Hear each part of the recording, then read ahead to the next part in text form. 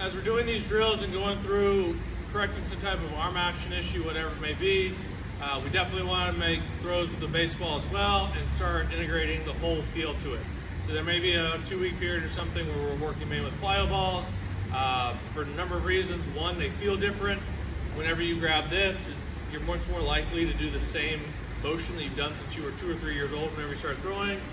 Two, the different weights of the ball is usually help with constraints and help you adjust to different weighted balls, and the change will actually help your motor control over time instead of just grabbing the same thing over and over again. So for those reasons, we really like the plyo balls for making arm action changes. We still want you throwing with the regular baseball. So for these, we can do the same sort of thing. If we're finding a lot of good success, starting from this position and just throwing and feeling that limpiness and that looseness from this position, and we know that our elbow, we're presetting the elbow and the hand in a good position, and then feeling the front hip rotate, feeling the front hip here, turn, and helping you throw, and we can start there. Again, we don't want to just cookie cut this and say 10 throws here, 10 throws here, 5 throws there. We want to help people feel it out, and so that we can make better adjustments that actually translate to when we get back on the mound, as opposed to just doing drills for the sake of doing drills, and then we pick up baseball, throw regular, and we go right back to doing this. So we can do the same things with the baseball, whatever helps the most. Do some throws starting here, do some throws starting here, we're coming back, and then going through the motion from there.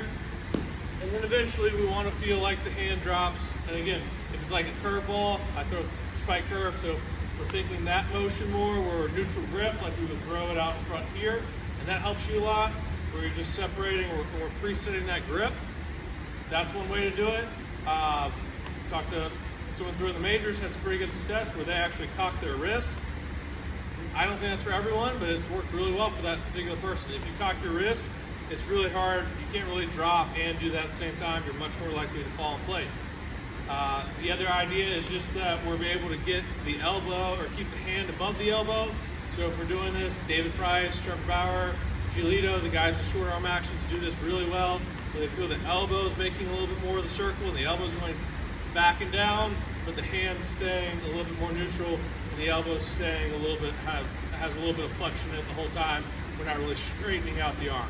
So that should allow us to get into that loaded scap position. Again, it's horizontal abduction, so the scap's retracting, and we're able to turn from here and throw. One great way to progress is vary the speed and the intensity of the throws. If we get the ball and we try to throw as hard as we can right away, it's much more difficult to have quality when we're trying to move as fast as we can. Our body adjusts by consciously doing it right and slower, and feeling these positions and learning these positions, and then speeding up as we go. So if you want to go to the full arm action and it's feeling really weird to you, slow it down. You'll transfer what we're learning from the plyo ball throws and the drills into your real throwing motion by slowing down, feeling those positions, and taking it slow that way, as opposed to trying to rush through it and going at full speed right off the bat.